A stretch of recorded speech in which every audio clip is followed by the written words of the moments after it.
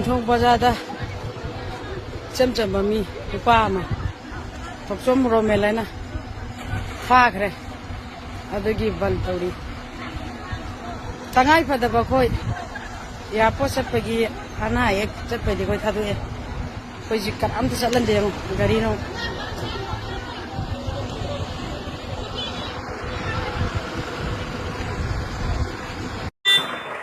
Ma'am Oziksi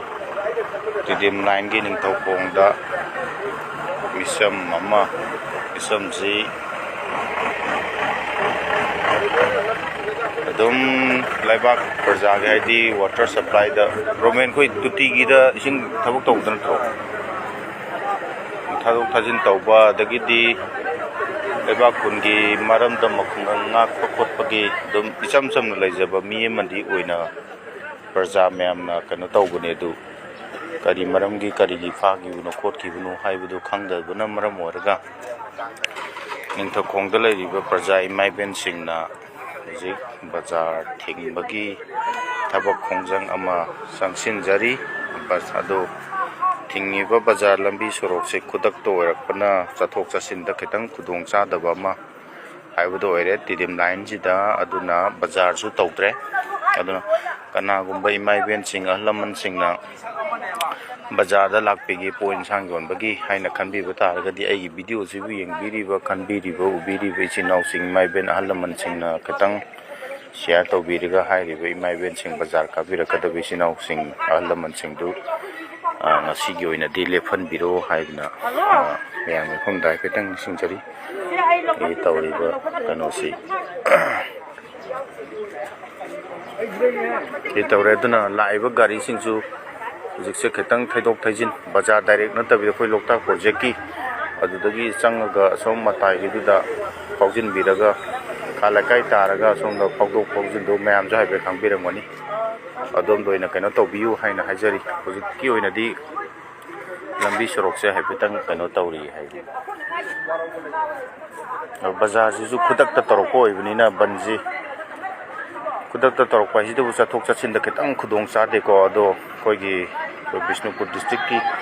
police officer su lakpi khopi dana jiki koi gi lairibi mai ben sing club ki mera pai bi sing ahlamman sing tana dana banja haibetang komthok na bar hai tawri adubu maram sa ba sa da buduna maram oire ngasagi pha gariba inau jigi ngasagi achum marandu thokpina ba phabi dana ba thadokpina ba dana koi gi saro siga sai petana ri aduna Khudakta torok pa hidu masagi na taisa da brina chathok chasin diam na kaino oibnina koi mani Bishnupur district ki police ki department ma kai degi banje handopina ba wari utai sabina ba aduga matam amale paga tawbibe aba khopra haibudu koi saroni jahibiri imai ben chinaju misam phabani na misam da thadok piro khopiro haiba keno tawjari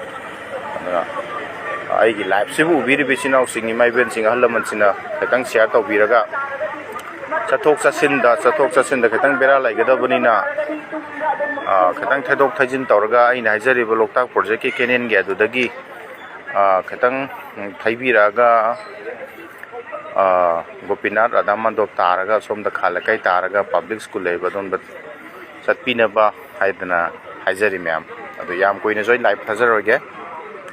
koi Bishnupur police station ki department ki saroi lakperi adagi di mai ben singa wari utai kana sanajari ma'am yaraga di share khatang tawbiu share tawbiu ji bazar lakadabi mai ben sing aduga lambi chathok sen tawodaba koigi ma'am sing dai tar khatang khudong cha da budu cha na bugi dang taijabani thank you ma'am makha taw pau khare na muk ma'am da hajarake ma'am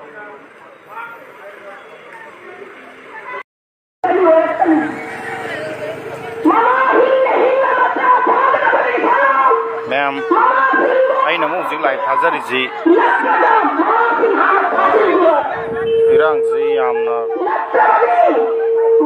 kalle tare aduna katok chasin je ana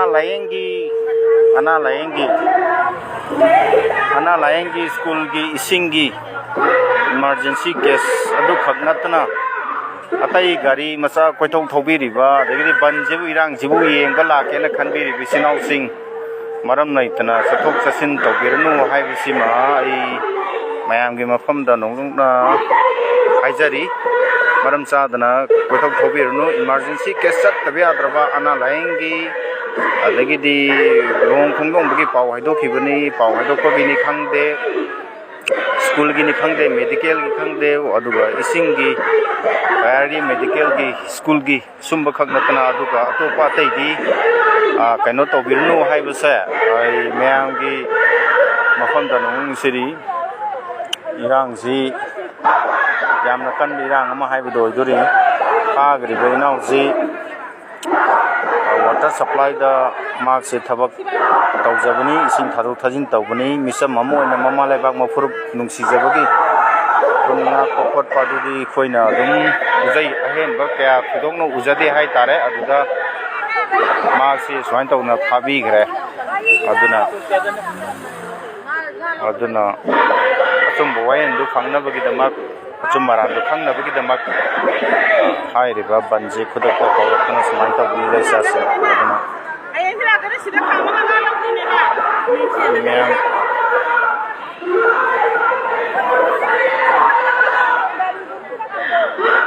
ising chaw busu akhoina tawba imalai bak su khoina ngakpa iram dam ju khoina kanba maran ju sibi ba ana busung tawba adagidi imalai bag ifuruk izati ram dam bungak na khona ba tawgada ba mi duna tawdra samlaga samlaga ngang leire ni khangdra yam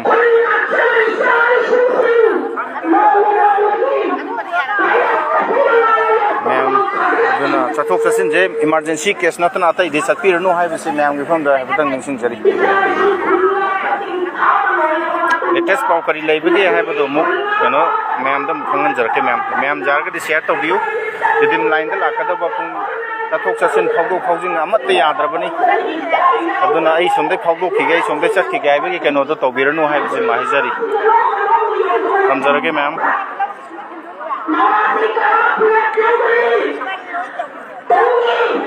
lam da mafam khuding da inaubu support tawboina je ban tawba hoba yauna gre aduna chathok chasin da yamna disturb oirani chathok chasin tawbodu yaragadi tawbirnu haibasi haijari